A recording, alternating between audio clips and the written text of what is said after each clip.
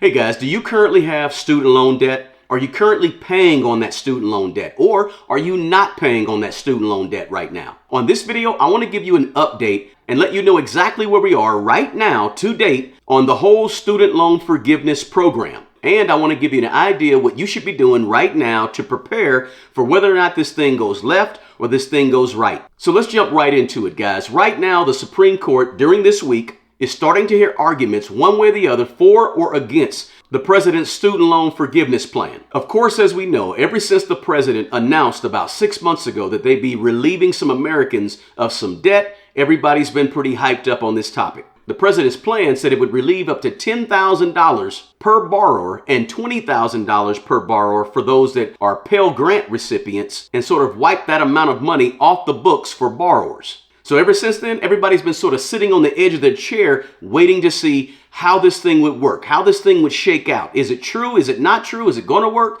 How's it going to work? How do I apply? People were even given a website to go and actually apply for the student loan forgiveness, right? And it was rolling, looking like it was going to take place. But then you had lawsuits that started coming down the pike, right? These lawsuits started rolling in just a few months later saying, wait a minute, put a halt to that because there's something going on here and we don't like it. So just to recap for some of you guys, you were eligible to receive the $10,000 off of your student loan payment or the $20,000 off if you were a Pell Grant recipient, if you were a single person and you earned less than $125,000 per year, or if you were a couple filing jointly and has a household earning up to $250,000 per year. So for a lot of people, if you had student loans, guys, this was huge news and very, very important for you. I mean, who wouldn't want to get $10,000 or $20,000 lopped off their student loans? It was huge. And many of the proponents that were for this debt relief was saying, hey, this is justified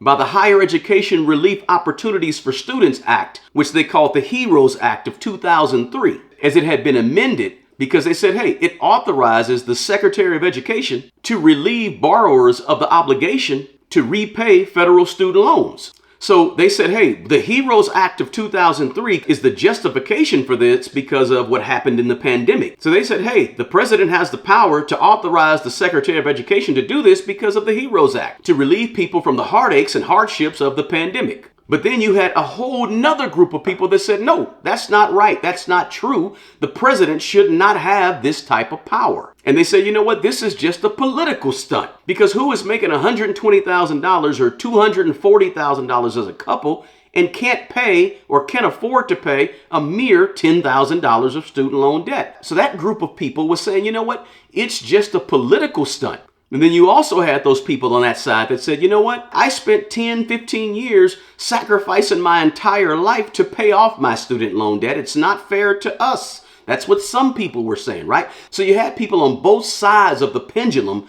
for it and against it. So what has happened in the last 6 months regarding these lawsuits, right? So basically 2 lawsuits cut the whole excitement short. And one of those lawsuits had to do with the servicer of those federal student loans in the state of Missouri called MOHELA. And MOHELA was saying, you know what, we're going to lose 40% of our revenue by this student loan debt relief program. And it's going to harm our ability to provide money to the state of Missouri for their scholarship funds. And so basically they were saying their business is going to be hurt and harmed by the president's student debt relief plan. So judges in both St. Louis and down in Texas ruled that the federal debt relief plan could not move forward. So the president's administration appealed both of those judges' rulings and said, we believe the president does have the right to cancel student loan debt. And that's where we are right now. Now, the Supreme Court is going to make a decision. For those of you that haven't been paying your student loans, you need to know that the forbearance period that you've enjoyed for the last couple of years, it may be coming to an end. We just don't know. This decision won't likely come for several months down the road, at least 3 or 4 months down the road. So you don't have to worry about it immediately, but just be aware that that period of time where you don't have to pay on your student loans could be coming to an end pretty soon. And also keep in mind, there's a conservative majority on the Supreme Court right now. And that conservative majority could play a major role in the decision that the Supreme Court comes up with. There's about 43 million borrowers who are eligible for this student loan relief. And according to the White House, 20 million of those would see all of their student loans wiped out by this debt relief program. So guys, that's a ton of people that are going to be affected by this decision by the Supreme Court. And if the Supreme Court decides to block this, then I haven't heard any word of a second plan or some type of other plan that the president's administration has right now. So I'm going to assume that they got all their chips pushed into the table and both feet are in the water on this thing. And soon, guys, I'm going to share a video with you and explain to you exactly what I decided to do with my student loans in the last couple of years. And just to give you a little bit of hint about that,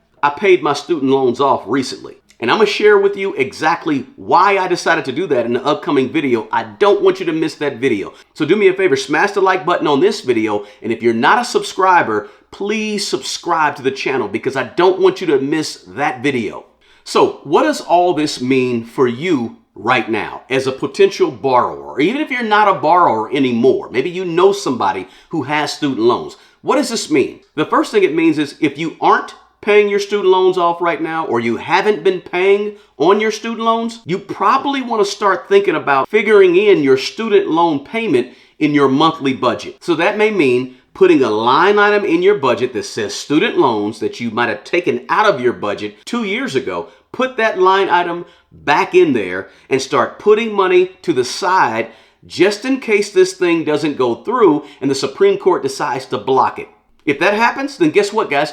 If you put a little money towards in some type of fund, in some type of high yield savings or money market fund, if you have that money there, then in 5 or 6 months, when the ruling comes down one way or the other, you'll have a little chunk of money to put towards your student loans. And then the other thing I would do is call your loan servicing provider, whoever's managing the loan for you right now and sending you out a bill every month. Check with them because they may have some other programs that you may be eligible for that might allow you to do something different with your student loans to at least help you repay them in another way or another fashion. And then the other thing I want you to do is pay attention to this channel because I'm going to be bringing you guys updates on this topic as things happen, because I believe the rubber is about to meet the road on this topic, guys, and it's going to affect more than 40 million people. So I think it's very important to let you guys know what's going on. With 43 million people out there possibly being affected, I want to make sure you guys get the latest information on it. And remember, I'm going to share with you exactly what I decided to do and why I decided to do it in a video very soon. Do me a favor, guys, let's keep this conversation going. And do me a favor in the comments below, guys, let me know, have you been paying on your student loans even though you didn't have to over the past couple of years? And if you haven't been paying on your student loans, what's your strategy if the Supreme Court decides to block this? Will the $10,000 or $20,000 make a real big dent in your student loans? Drop those comments below and let's continue the discussion. Some people hate it.